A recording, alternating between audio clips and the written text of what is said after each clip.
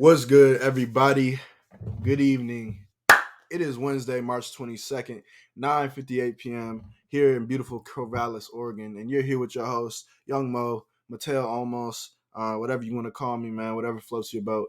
We're back for another installment of 10 Minutes with Teo. It's been quite a while since I've been able to do an episode. I decided to take a break. Shout out to my mom who told me, on behalf of my journey, my mental health, and just my overall grind to take a break from the podcast and focus on wrestling and my last season. And just it did pay dividends. So I appreciate you, Mom. But we're back, man. We're back and live and direct. And we have a special guest this evening, man.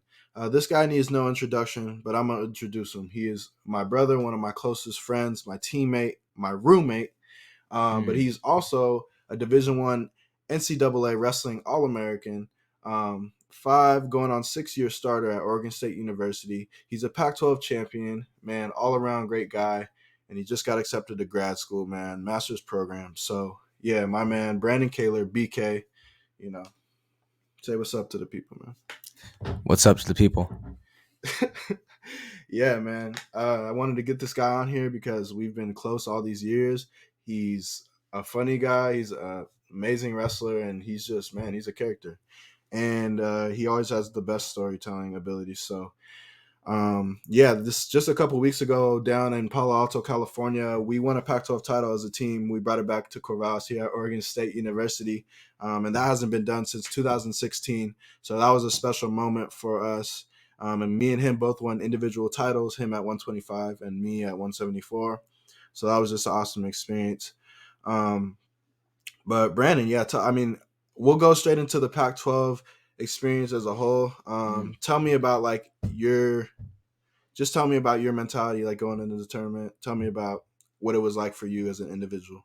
Yeah, as an individual, I felt like this year was now or never. I felt like if I couldn't get it done, that would be a huge blemish on the team. Being the starter, the kickstarter for the team at 125, a lot of pressure resides on you thinking, man, I got to get this done for the team. I got to set the tone.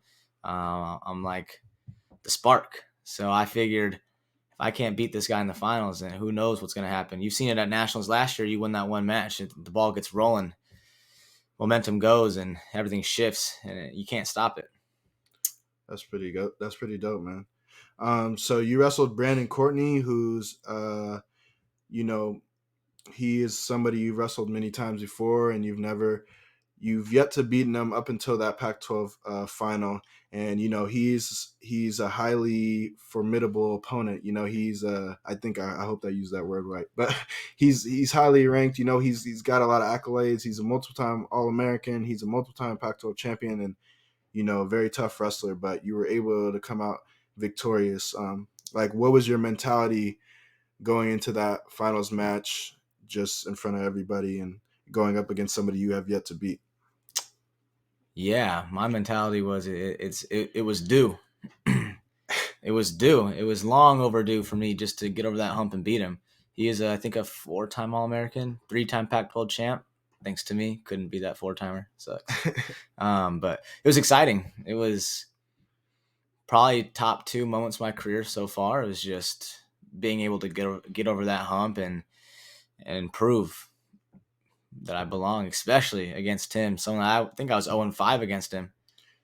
Yeah, man. That was special for me to watch too. Just on my own perspective, our coach always tells us to mind your energy, take care of yourself. You always want to go out there and watch your teammates and cheer them on. However, you got to be focused on your own match and just zone in, tunnel vision. But I was in the back gym just waiting, for the next matches, and it had been a while. I came out walking, and it was still Brandon's match. He was in triple overtime, and I watched the last 10 seconds, and he ended up coming out with the victory and standing up and cheering. And I was just like, bro, it gave me chills. I was so happy just for him, and it gave me a boost of energy. So that was super dope. And then the fact that you are the spark, I always know you have that extra added pressure and stress when you go up because you're usually the first guy to wrestle. How did it feel knowing you contributed to a line of victories where we had 5 champions in the finals and then also the team title? It was exciting. Years in the past, we've been so close to that Pac-12 title. I believe last year was half a point. Year before that was a point. And it's easy to point fingers at the guys who might not have performed up to their expectations. And it was this year that Coach P said, hey, like, if you would just beat this kid one time, we'd win. And I was like, what do you mean? Like, I took second last year. I mean, that's second as best you can do, right? And he's like, no, you need to win. If you can't win this match, we can't win the team title. I'm telling you right now, you win, the team wins. If you lose, we're not going to win the title again, and I can guarantee it. And in my head, I'm like, wow, I can either take this as a lot of pressure, or I can just be like, screw it. It's time. I might as well just beat him now, right? On his last year at the tournament. So that's what I did. I just told Coach P, I was like, yeah, man, now's my time. His time's over. So that was exciting. And like you said, it led up to a lot of individual victories and ultimately that team title. You got the hat on, the posters in the back. Yeah. Yes, sir, man. That's pretty cool. I didn't know that much. But, we all are going through our own minds and own things as individuals as we enter a tournament, and we have our own individual matches, but to be able to win the team title was just special. It showed how each individual really did their part. And like, it's crazy because BK knows my side of the story and my teammates know, and some other people, but I didn't sleep for 4 days straight prior to the Pac-12 tournament. I was really stressed out. I was so nervous. I was just had a lot on my mind. And, I've had a history of struggling at the Pac-12 tournament, having a great season. And then at the end, despite being seeded to be a finalist or win it or, that such, like I lose in the semifinals, and I've lost like maybe 3 or 4 times in the semifinals. And this is my last opportunity to get it done. And so that was just on my mind. And so these guys know I didn't sleep, man. I was stressed out. I was losing my mind. I thought it was over. They prescribed me some stuff to try and sleep. I was taking melatonin, like nothing was working for me. I was just stressed out of my mind, screaming into the pillow, and it was just crazy. But I remember Coach P just saying, like, I have no fear like that. I have no doubt that you're not gonna win. Like, he was telling me that even when I didn't. He's like, you might have to do it on no sleep. He's like, I just feel like you're just gonna like you've given your all this season. You've given your all. Like I have no fear that you want it too bad.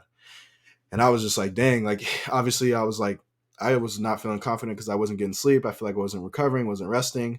But that last night before the tournament, I ended up getting like 3 or 4 hours of sleep. I know this because I had a dream in which I was body surfing and I won the body surfing Olympics somehow. But that was crazy. Like, just that experience of high stress, high anxiety, but being able to focus in when the time came and show no fear, show no, I didn't show any weakness. Nobody else would have known that on any other team other than my teammates. But I showed no weakness, and we went out there and we got the victory, and that felt freaking amazing. So that was sick. But yeah, like how did it feel? I don't know. What was the feeling after the victory? Like, was there a relief? Did you feel like, I don't know? Yeah, I almost feel like in my head it was too good to be true. I almost felt like, man, I finally beat this dude. I'm pacing back and forth watching everyone's match, thinking, dang, you got to do this to win. I'm calculating scores in my head. And I was just like, wow, I wish the season would end right here on this high note. Like, we did such a good job. But what's crazy to me is, like, you couldn't sleep. And you had all that adversity all season. And you had those struggles and those trials and tribulations. What's crazy to me is there really is levels to this sport. That you on your worst day, let's say worst day, is still better than 90% of those Division I wrestlers on their best day. Like, if you think about that, you didn't sleep for 4 days, but you're still winning a Pac-12 title. You struggled with mental health. You're still beating the number 4 guy in the country in front of 7,000 people in Corvallis, Oregon. Like, it's insane that on your worst day, my worst day, some guys, Trey's worst day, that we're still better than those. Yeah. Doing the same sport as us, living the same lives as us, but just maybe a little easier than us. And we're beating them. That's crazy to think about. I think that's just a testament to like our faith, and like I think God is just, that's something that's big in our household and big, with me and BK and Trey and going to Bible study with Nate Ross, who's our Bible study leader. Shout out to him. Just that's been a big thing this year, is just focusing in on faith, God, and giving it all up to him, because at the end of the day, like the eternity with him and being spiritually, spiritually in touch and our spirituality is the most important thing. All these victories, all these trophies, whatever we win, that stuff is really cool, and it was an amazing experience, and it still is, and that will go down in history. But at the end of the day, that's not all that we are. We're not just athletes or wrestlers, and I think that's the message right there. That's what makes us special, and what makes us able to find these victories in the hardest times, because we have God and faith. Yeah. Any last words though? We're already at 10. So yeah, I'm sorry he went over the 10 minutes, but no, thanks for having me. This was exciting. If you don't know, we were just doing he was helping with an essay, 13 pages, finished undergrad, all done with school. You're done with school this term, right? That's right. Finished baby. up. Grad school, San Diego. I'll see you. Love y'all, man. 10 minutes with Teo. Peace.